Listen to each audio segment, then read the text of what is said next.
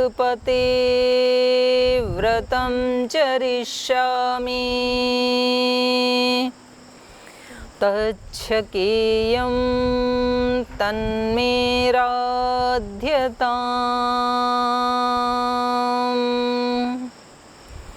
इदमहमनृतात् सत्यमुपैमि ॐ असतो मा सद्गमय तमसो मा ज्योतिर्गमय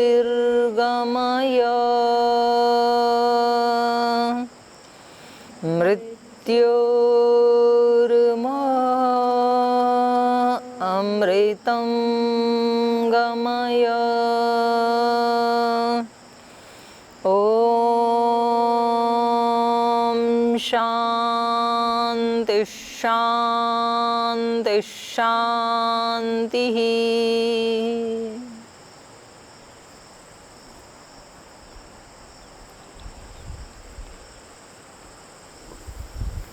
जीवन दर्शन कक्षा में आप सभी का स्वागत है। आज पतंजलि गुरुकुलम देव प्रयाग में बैठे थे। संध्या का समय है। सभी बच्चों के साथ यहाँ बैठे थे संध्या के समय में, और कल हमें हरिद्वार जाना है। लगभग 2 महीने हो गए हमें यहाँ आए हुए। तो ऐसे लगा कि आज एक बार बच्चों के साथ बैठ के इनका कोई प्रश्न है या इनसे बातचीत करने के लिए 1 घंटा आज यहाँ बैठे हैं, तो बच्चों के साथ साथ आपको भी शामिल कर लेते हैं, आपको भी अच्छा लगेगा। तो यहाँ की जो प्राचार्य हैं पूज्य साध्वी देवश्रुति जी, ये भी मेरे साथ में हैं और सब बच्चे भी हैं। तो शुरुआत प्राचार्य जी से करते हैं। इनका कोई प्रश्न है तो ये पूछेंगे पहले, उसके बाद बच्चों को भी शामिल करेंगे। कुछ अध्यापिकाएं भी बैठी हैं, इनका भी कोई प्रश्न होगा तो हो सकता है इनके प्रश्नों में आपका भी कोई प्रश्न हो। तो इसको शुरू करते हैं। तो मैं देवश्रुति जी को आमंत्रित करती हूँ। जी प्रणाम दीदी। दीदी, जैसा आजकल का वातावरण चल रहा है, चारों तरफ स्कूल कॉलेज बंद हैं, शिक्षा के अधिकतर या जितने भी हैं 99.9% लगभग सारे के सारे संस्थान बंद हैं। बच्चों की पढ़ाई लिखाई भी नहीं हो पा रही है। तो एक तो इस दृष्टि से, और अन्य मूल्य आधारित शिक्षा की दृष्टि से, व्यक्तित्व विकास के सभी पहलुओं को देखते हुए, सर्वांगीण विकास की दृष्टि से जी जी मन में ये प्रश्न उठता है कि हम इस गुरुकुल शिक्षा प्रणाली को फिर किस दृष्टि से देखें, कैसे उसके मूल्य को समझें, और जो एक सामान्य शिक्षा है, क्योंकि अभी जब ये समय चल रहा है तो मन में ये प्रश्न बहुत आता है कि सब कुछ बंद हो गया, परंतु जो गुरुकुलीय प्रणाली के विद्यालय थे उसमें बच्चों का कोई भी नुकसान नहीं हुआ। और तो आपको लग रहा है कि हम तो बिल्कुल हमारा वैसे चल रहा है, कोई दिक्कत नहीं है। हमारा तो कार्य बढ़ सा गया था। सब जगह छुट्टी है, लेकिन हमारा कार्य और बढ़ा हुआ है और ज्यादा तीव्रता से, वेग से कार्य चल रहा है। तो इसको किस लेकिन बच्चों को लग रहा होगा कि मतलब ये कैसा लॉकडाउन शुरू हुआ, हमारी छुट्टियां भी कैंसिल हो गई।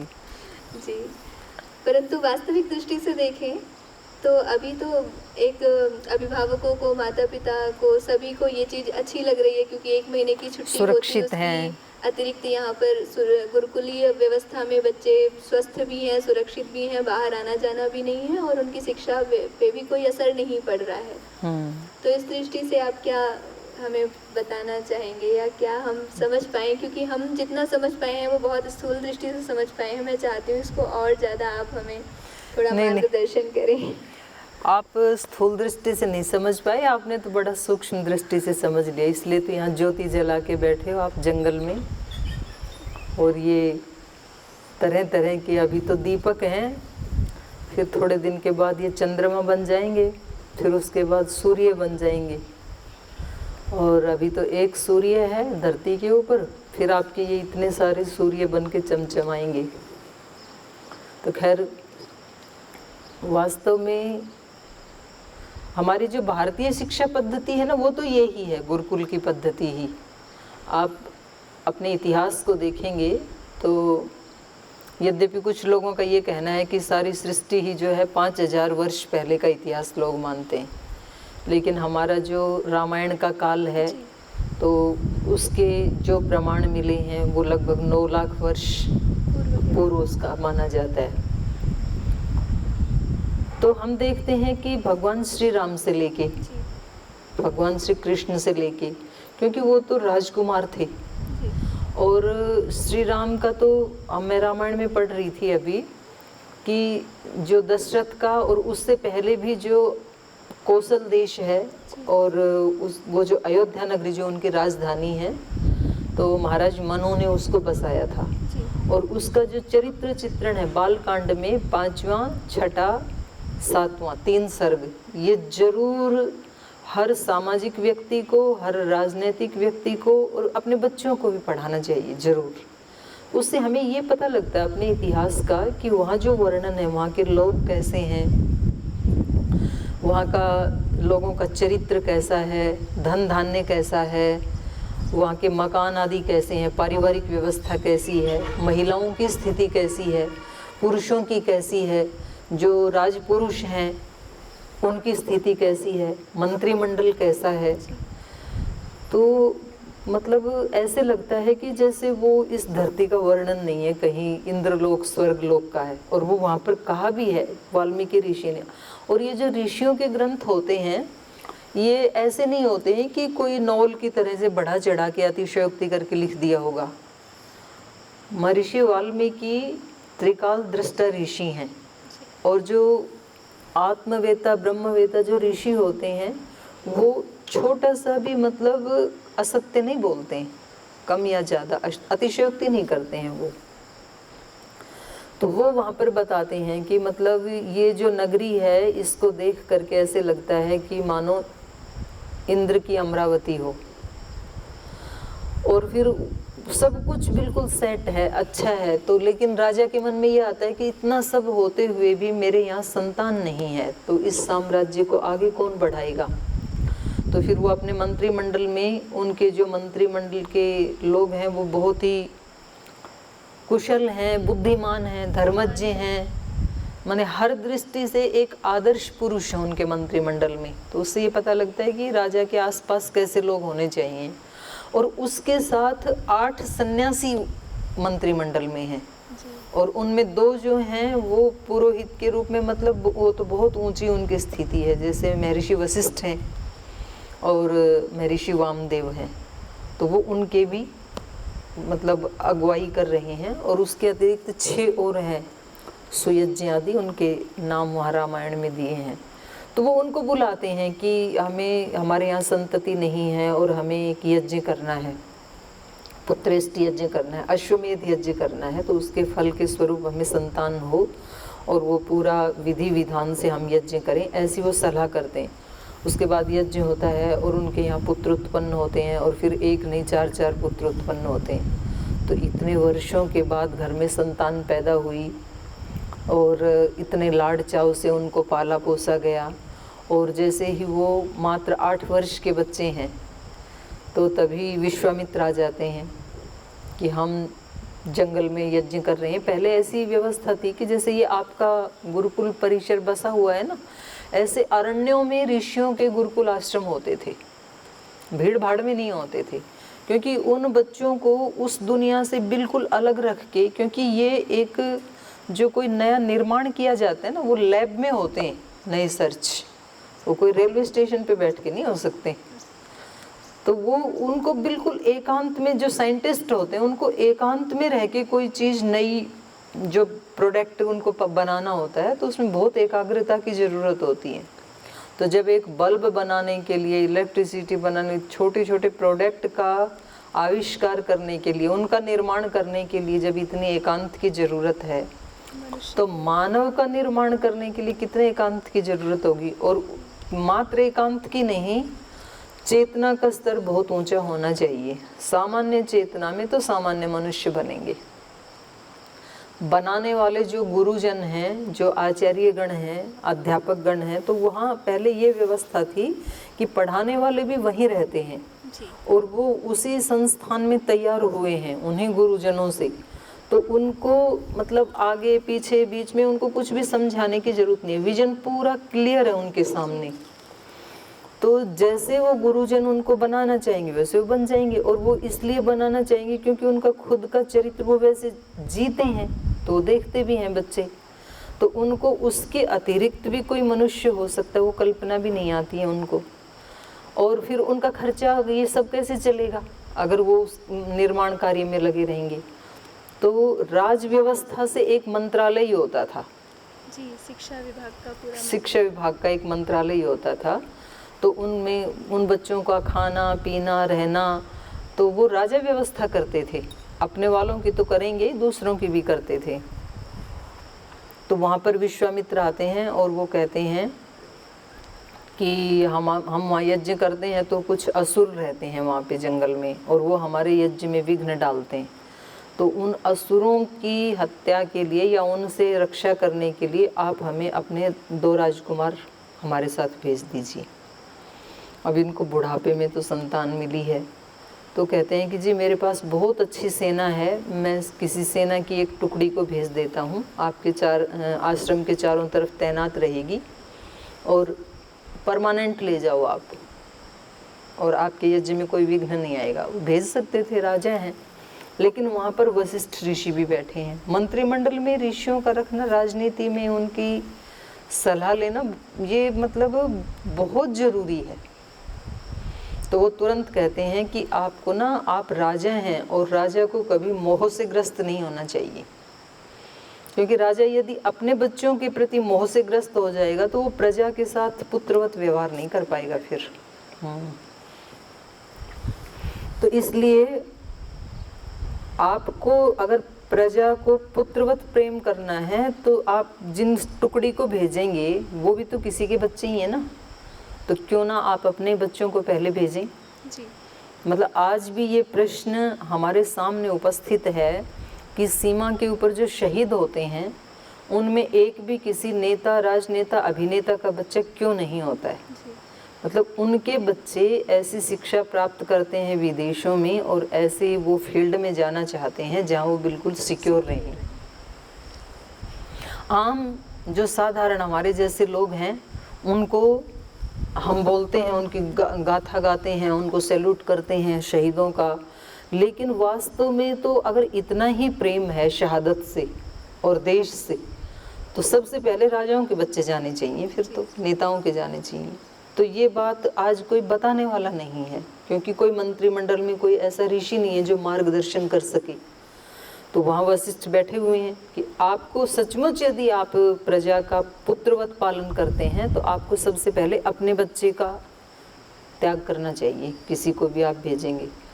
बच्चों ने उनका सिंधुताई का देखा पिछले दिनों में, मैंने सुना कि उनके बारे में, मतलब एक अनपढ़ महिला के अंदर इतनी उसके अंदर बुद्धि है, इतना मातृत्व है कि अगर मेरा बच्चा इनके साथ रहेगा, मेरी बेटी, तो मैं इन सब के साथ न्याय नहीं कर पाऊंगी, शायद मैं अपनी वाली बेटी को ज़्यादा गौरव दे पाऊंगी।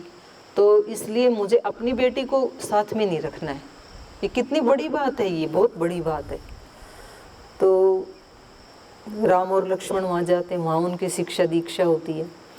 दूसरा कारण, चारों के चारों, हाँ फिर तो चारों ही चले गए, शुरू में वो जाते हैं। लेकिन दूसरा इसका कारण ये भी है कि उनको आगे यदि बड़ी व्यवस्थाएं संभालनी, क्योंकि वो राज परिवार में हैं जी, तो उनको सामान्य लोगों का दुख दर्द पता होना चाहिए। अगर वो राजकुमारों की तरह पलेंगे बढ़ेंगे महलों में सुखों में तो वो दर्द नहीं समझ पाएंगे।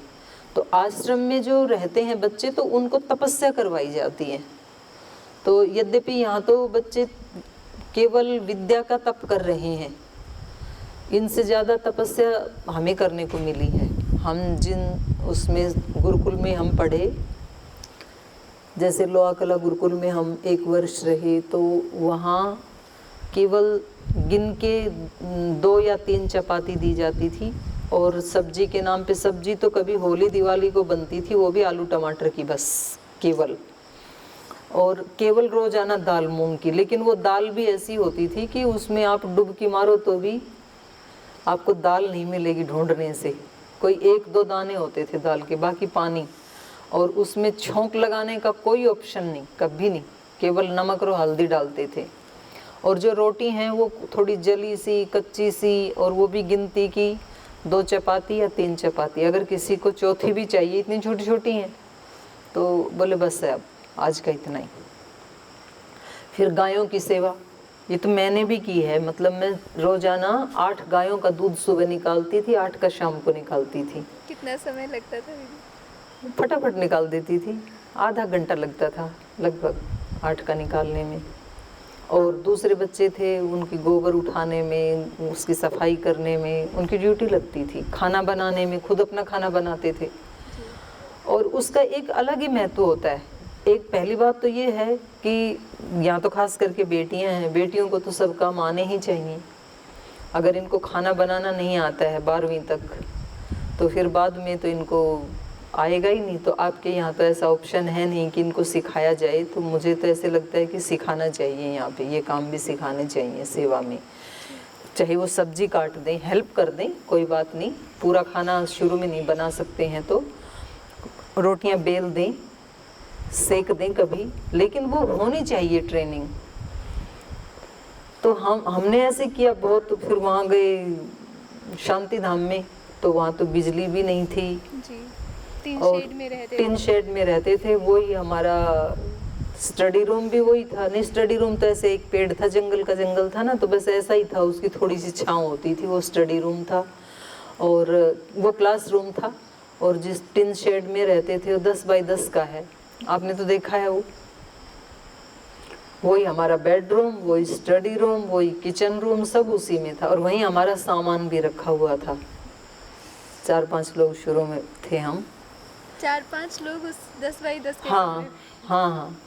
तो वो 2 तख्त मिला रखे थे, तो उसी में सो जाते थे।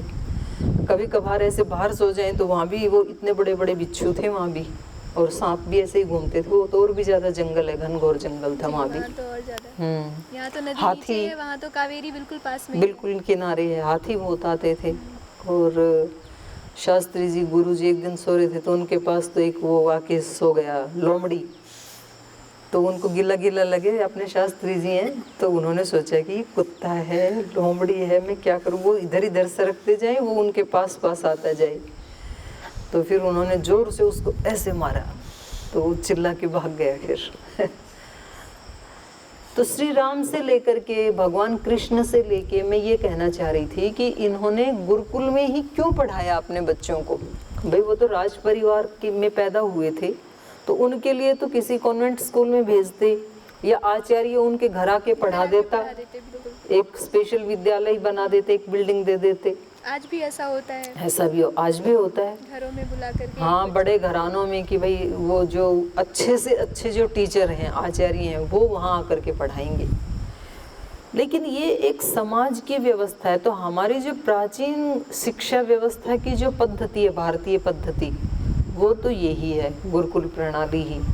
और केवल इस पद्धति के कारण ही अगर भारत कभी विश्व का सरताज था, गुरु था, तो उसके मूल में है शिक्षा व्यवस्था।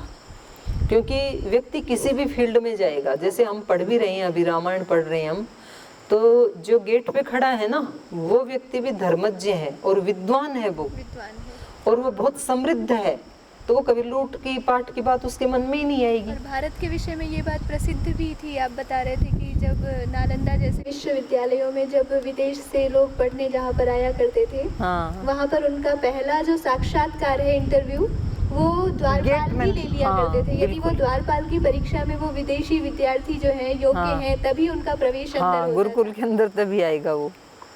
तो ये मतलब इसकी कल्पना करके भी कितना अच्छा लग रहा है हमें कि हमारे किचन में सब्जी काटने वाला भी विद्वान हो और धर्मात्मा हो और ऊंचे चरित्र वाला हो। हमारे सिक्योरिटी गार्ड भी ऐसा हो, हमारा सफाई करने वाला भी, हमारा माली भी, हमारे पढ़ाने वाले भी, हमारे पढ़ने वाले भी, तो उस माहौल में कोई गलत चीज़ पैदा हो कैसे सकती है।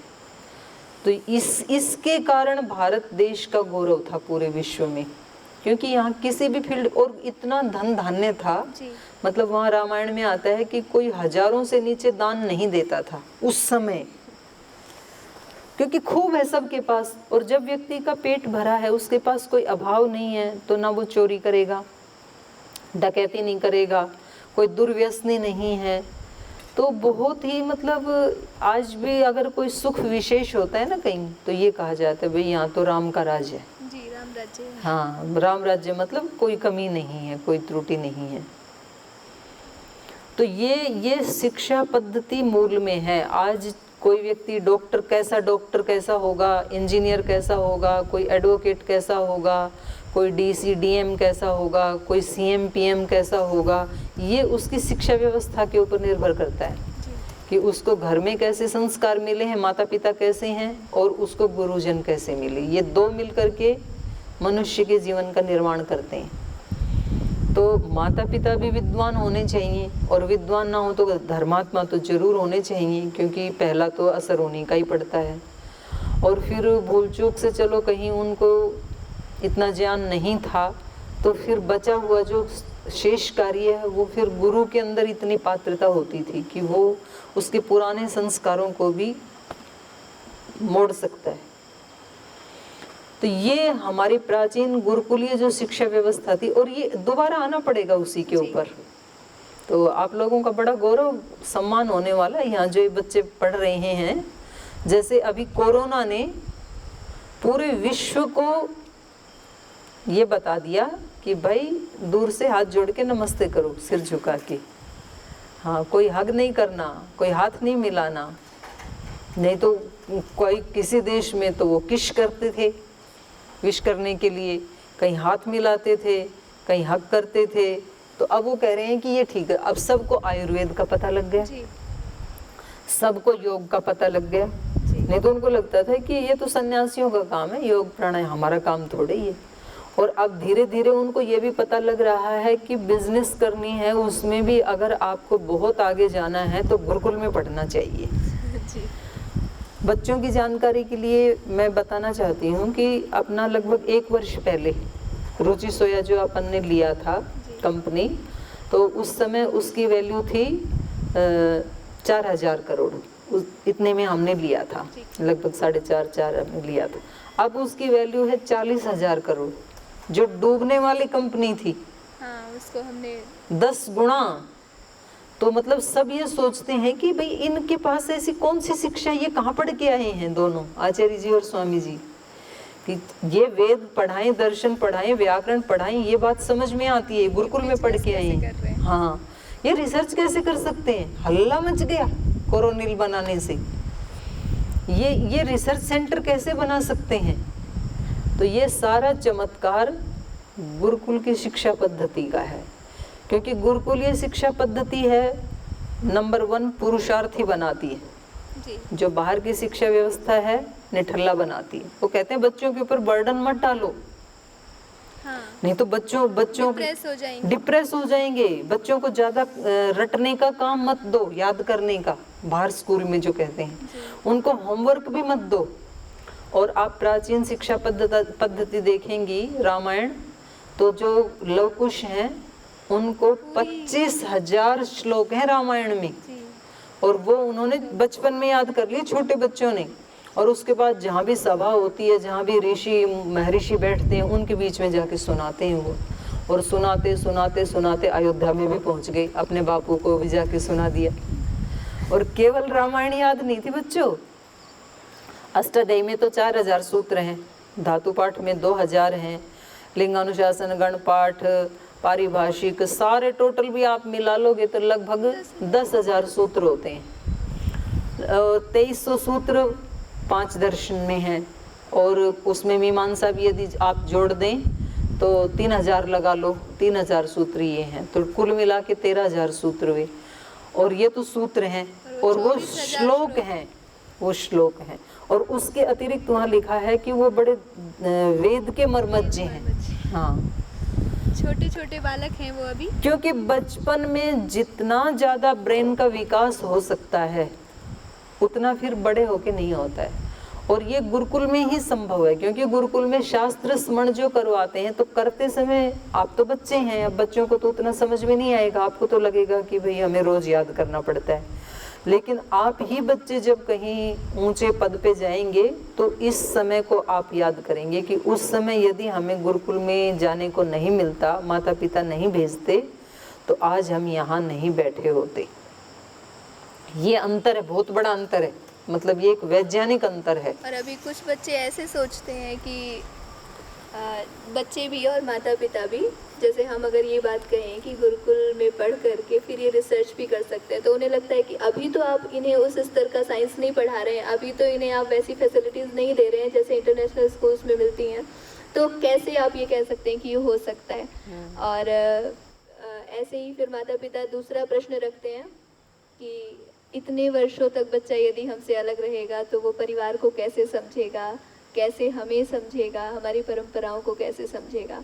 परंतु ऐसा नहीं होता है गुरुकुल में। देखो दोस्त, वो वहाँ वाली जो शिक्षा है उसमें पढ़ के व्यक्ति साइंटिस्ट भी बन गया, डॉक्टर भी बन गया, इंजीनियर भी बन गया, कोई अभिनेता भी बन गया, तो वो और उसको वहाँ यूनिवर्सिटी ने गोल्ड मेडल भी दे दिया, बहुत होशियार भी है।